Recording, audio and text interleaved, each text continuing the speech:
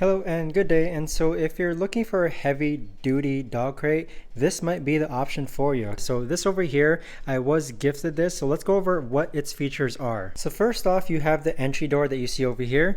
It's super easy to use and it does lock in place, and it comes with some basically threading systems that allow it so that it's secured. So it swivels in and out very easily.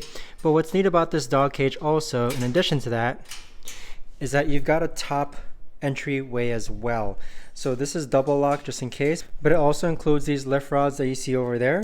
So in case you wanted to actually access your dog from the top, you would be able to do so from the top, as you can see.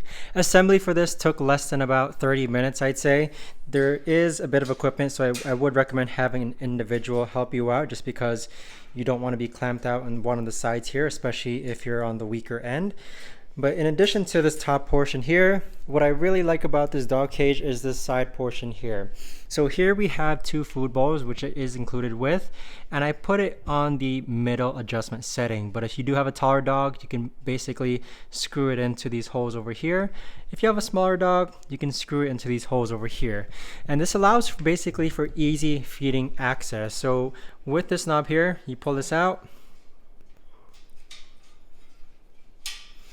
and then the bowls actually swivel out. Okay, it's a 360 rotation, and so here you could actually add your food, add your water, swivel it back 360, and then lift this up and then secure it down. And as you can see, it is secured, so it isn't going to swivel anymore. In addition, what you have here underneath in the bottom, you basically have the metal mesh mat for your pets to stand on or lay on, in addition to a catching pad that you see over here, a catching tray. So this catching tray is removable, it is washable, and it easily catches basically all the material that would have gone through the metal gate material.